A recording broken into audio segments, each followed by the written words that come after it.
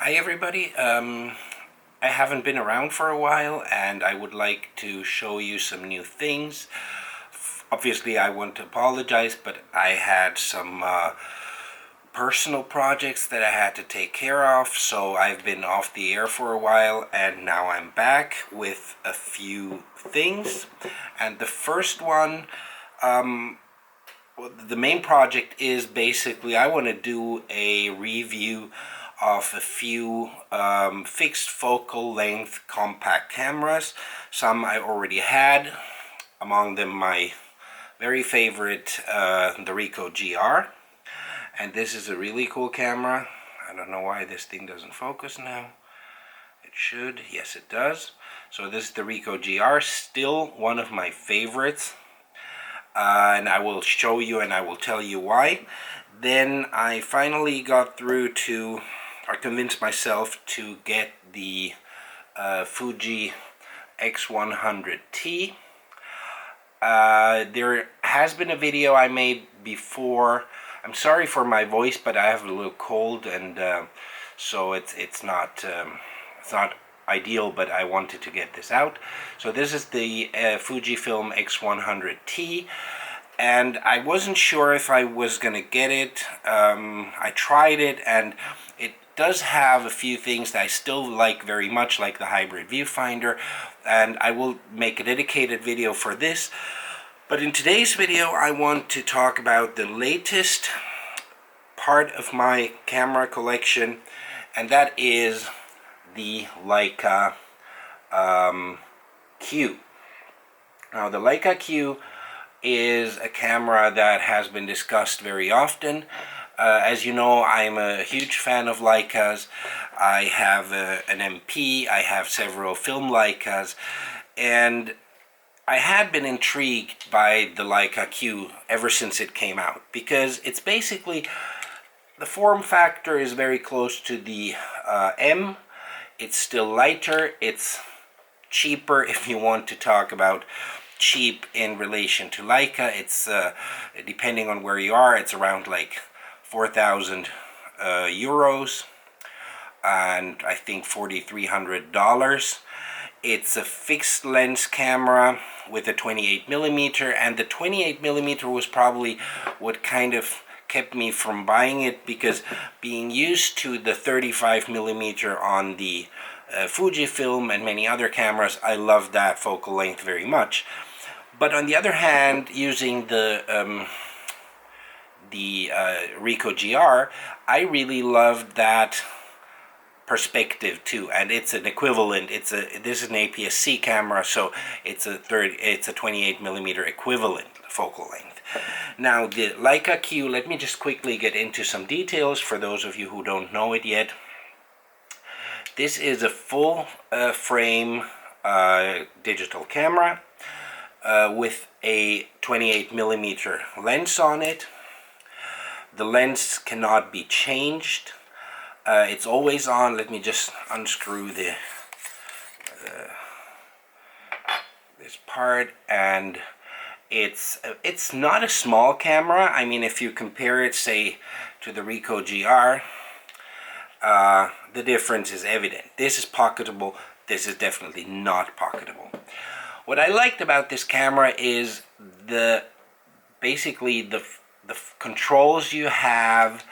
You have all the controls that you may change in the process of taking pictures. So the aperture ring, the focus ring, and I will talk about the focusing mechanism right away, and the speed ring, or the speed dial, is up here, and then you have this wheel here.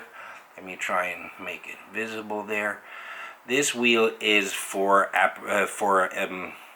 exposure correction. So you have everything that you will use once you have set up the camera to your wishes. Everything you use, you have accessible very easily. And as far as the focusing is concerned, it has an autofocus system that is, I have to say, and maybe it's something you don't expect to come from Leica. For a compact camera, it's an exceptionally good focusing autofocus system. But still, you do have the option, Here again we have to get very close. On this tab, that is usually the one you use also on traditional Leica lenses to focus. You put your finger in here and you pull it around. You have this little button here, and when you press the button just very slightly, you unlock the ring, and you can use it for focusing like this, like you would on a manual focus Leica lens. And then you can push it back by pressing the ring again, and it will go into the AF position.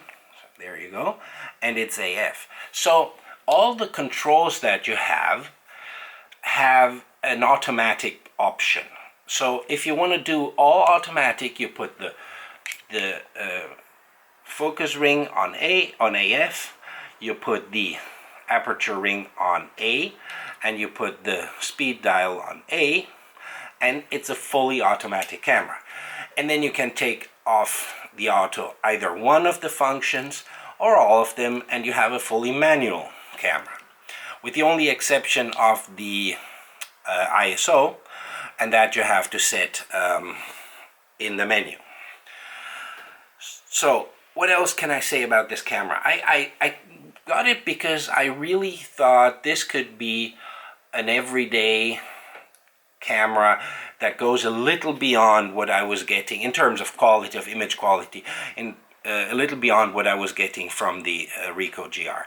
I still love the Ricoh GR because it's really small. So really this one goes into your pocket. But I have to say, and I will show you a few examples at the end, one-to-one comparisons of pictures taken with the Leica and with the Ricoh. And what I really can say is the image quality on both of these cameras is great, but once you go to extremes, like in terms of high ISO, low light, or you want to magnify or crop, and cropping is a point that I will talk about with regards to the Leica right away. The Leica is superior. It's a full frame sensor. It's a Leica lens, even though the Ricoh lens is really marvelous. It's full frame, so even with 28mm, you do get some separation if you shoot it wide open at 1.7, and that makes it a little more, it gives you a little more possibilities in terms of photographic creativity. So what are the downsides of this camera? The price is definitely something that has to be considered to be a downside, because it's a lot of money for a camera that doesn't have many possibilities in terms of expansion. But at the same time, and I've talked about this in many of my videos, the more possibilities you have, the more you focus on changing things and applying optional parts, other lenses, trying things, and you don't focus on taking the photos. So the best way of taking photos and the best way of growing taking photos is having one camera, one focal length, and learning to use that to the best. So this is something that you can definitely do with a camera like this. What else can we say about this camera? There are a few downsides, and one of them, and some of them can probably be fixed in software updates. For example, let me just show you. It has a level gauge here, and it works pretty well. But once you press or pre-press the shutter button to focus, the gauge goes away.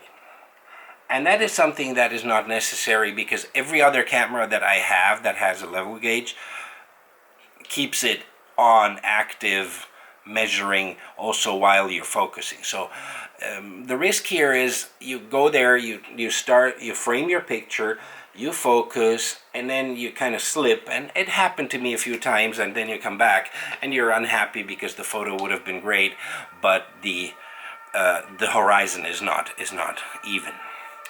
Another thing that would have been nice, the camera has one port with very few connections, very few being two. One is a micro HDMI and one is a micro USB connection. but you can only use the micro USB connection for transferring pictures.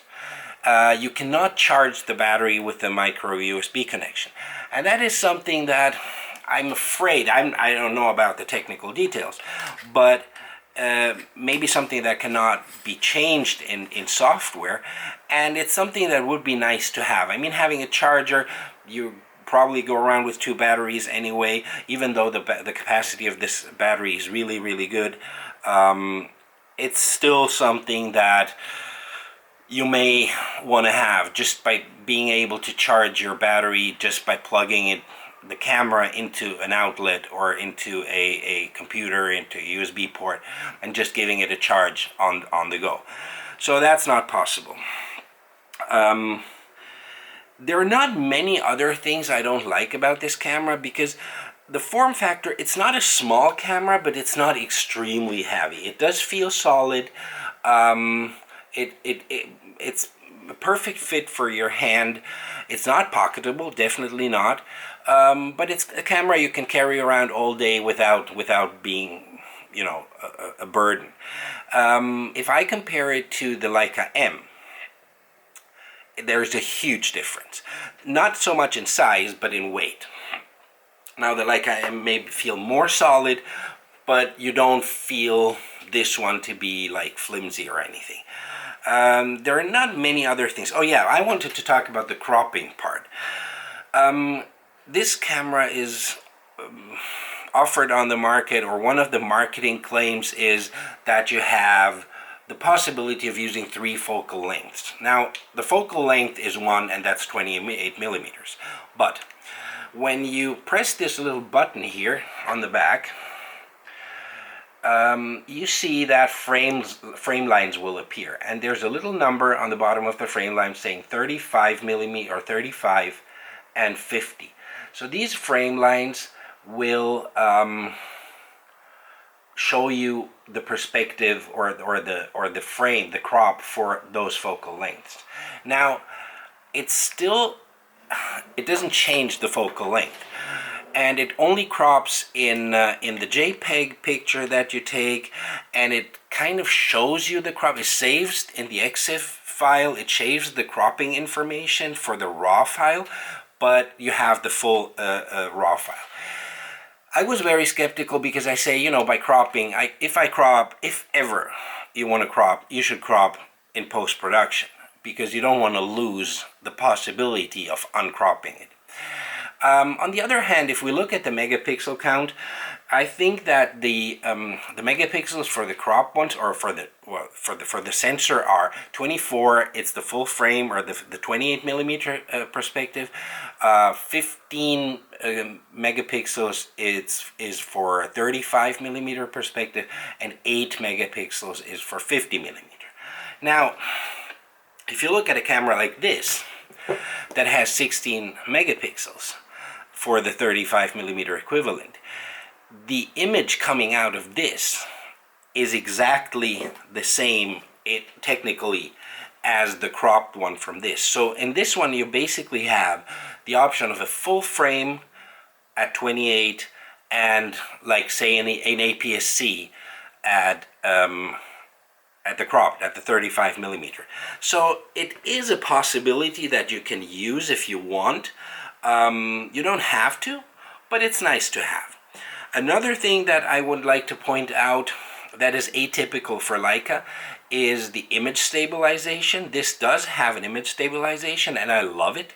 I'm really happy that they didn't go like many others do, say, oh, 28 millimeters, you don't need image stabilization. That's bullshit. It's great that they have image stabilization, and it works very, very well.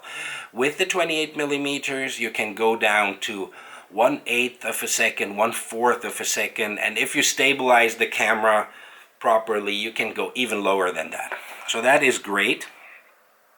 The high ISO capabilities are good, and I will show you some pictures in the end where you can see that you can go up to levels like 12,500. You can go, and it's a usable image. If you can convert to black and white, you can go almost all the way. I would leave out the 50,000 option, because that's really a little harsh, but everything below that is usable.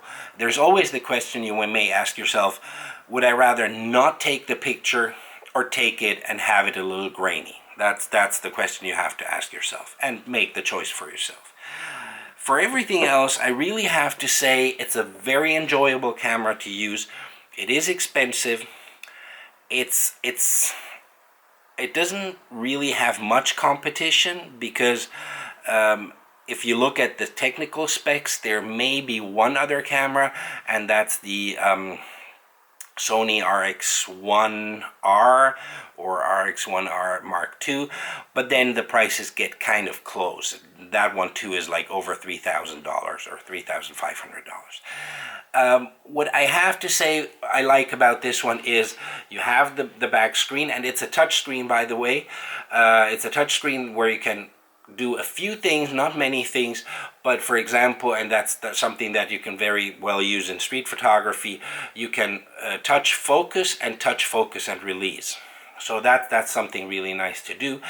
And the viewfinder is among the best viewfinders out there on the market right now, with I think over 3-point-something million pixels, and the refresh rate is really good, so you can really hold it up to your eye, and it's not like an optical viewfinder, but it's very, very close, and you have the advantages of an electronic viewfinder. So let me just point out the advantages. Full frame sensor, great lens, great image quality, the processor is good, image stabilization is fantastic, viewfinder is fantastic, battery life is great. You will hardly get to the end of the battery in a normal day of use. Not being able to charge it via USB is a little disadvantage. The level gauge turning off when you pre-press the shutter button, I don't see any reason why that has to happen, so probably that may be something that they will change. The price tag is a choice one has to make, but I'm really happy with this camera. I'm really happy with the results. The autofocus is fantastic. Still manually focusing is great. I don't really know what else to say. If you have the chance and if you're considering something like this, have a look at it. Take it, hold it in your hands, try to take some shots with it, and if you want to afford it, it's not so much if you can, it's always, you know, somebody buys a car, somebody buys a camera. I really can recommend it. I wasn't sure. I waited quite a while after it came out, and I had a try with it, and I bought it because I really think this is a camera that you can use every day and will give you great, fantastic results under all the circumstances. Another one little thing I would have loved to have on this, especially for the use I make of it, for that price, a camera that is aimed at street photographers, journalistic photographers, they could have weather sealed it. Honestly, I mean, there are cameras that are a lot cheaper than this that are weather sealed. I think that would have given you, especially for a camera at this price level, a better feeling when you're out and it starts raining and you don't feel like you have to hide it away immediately because you have a 4,000 euro camera and a few drops are coming down from the sky. Probably nothing will happen because it's always, you know, they can take a lot more than we think, but still, you know, that would have been a great thing. So excuse me for this kind of confused video, but this is one of those cameras where you get a little emotional, and up to you. Have a look at it if you can, if you want, if you think that could be interesting, and if you like it, if you like this video, if you still like it, even though it was a little bit confused, like it and subscribe to the channel. And what's coming up next on the channel will be a review of the Fuji X100T, and then a little, even though it's probably far-fetched, a one-to-one comparison of the Leica Q, 4,000 euros, and the Ricoh GR that you now can get for, I think, below 600 euros. But still, you will see and you will be surprised at the result. So hope to see you here soon, and have a great day. Bye-bye. As I had told you, here are some low light tests or high ISO tests for the Leica Q. And I just ran a series of pictures starting from the base ISO being 100. And if you look at it, it's obviously perfectly clean and sharp. This was taken at 2.8 because I had a series of to compare it with other cameras, so I started at 2.8, but that shouldn't be too much of a difference in terms of performance as far as high ISO is concerned. Then you go up to 400, and honestly there's no difference there. Then you go up to 1600 and it's still very clean.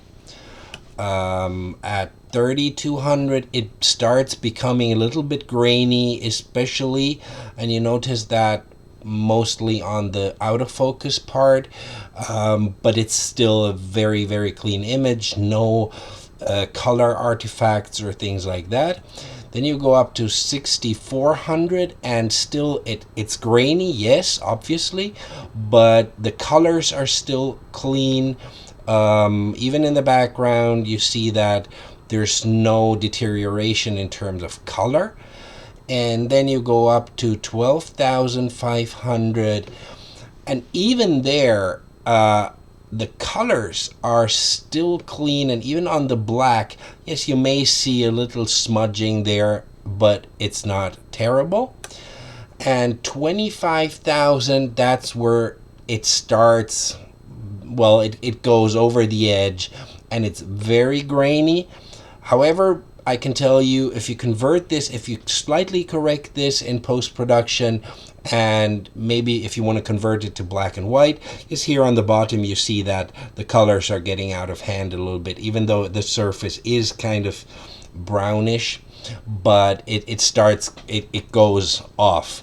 And then at 50,000, this is an image I would definitely consider not usable anymore.